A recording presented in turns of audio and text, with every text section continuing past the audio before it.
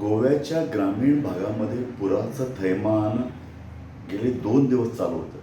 आज तो पूर ओसरलेला आहे आणि त्याचवेळी बातमी आलेली आहे की गोव्यातील पंचायतींमध्ये जी काही बेकायदेशीर घरं होती त्यांना नोंदणी क्रमांक दिला जाणार आहे. एका बाजूला पंचायत मंत्री म्हणत आहेत नोंदणी क्रमांक दिला जाऊन त्यांच्या बाकीच्या ज्या काही गरजा आहेत त्या पुऱ्या करण्याचा सरकार प्रयत्न करेल. तर दुसऱ्या बाजूला मुख्यमंत्री प्रमोद सावंत म्हणत आहेत की त्यांना नोंदणी क्रमांक देणं म्हणजे त्यांना कायदेशीरता देणे असा अर्थ नाही. आता तुम्ही लक्षात घ्या, मागची काही वर्ष म्हणजे किमान 10 वर्षी घरं तिकडं उभी असतील, त्यांना तुम्ही वीज दिली, त्यांना तुम्ही बाकीची साधन सुविधा पायाभूत सुविधा दिल्या, आता तुम्ही त्यांना घर क्रमांक देत आहे. याचा अर्थ असा आहे की सरकारनं कितीही नाटकं करू द्या पण ही घरं कायदेशीर होणार आहे आणि त्यांना अजूनपर्यंत कायदेशीरता का प्राप्त झाली नव्हती? एवढ्यासाठी त्यांना प्राप्त झाली नव्हती कारण ती इलिगल होती. इलिगल यासाठी कारण त्यांनी कोणतेही नियम पाळले नव्हते, पंचायतीचे नियम पाळले नाहीत आणि घरं बांधायला काही नियम, काही नियोजन लागतं.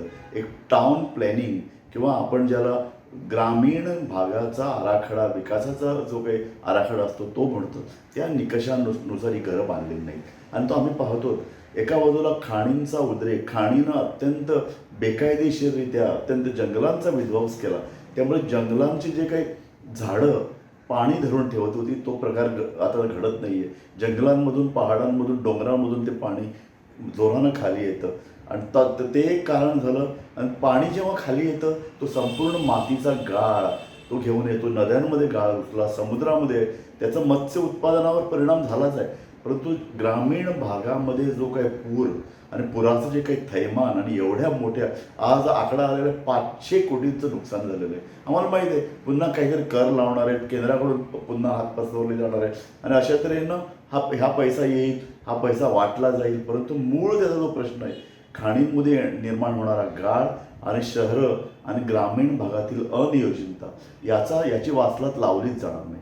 त्यामुळे मला आता भीती वाटते ती अशी की सलग 4 दिवस जर पाऊस पडला तर गोव्यासारख्या ठिकाणी आता पूर येऊ लागतील.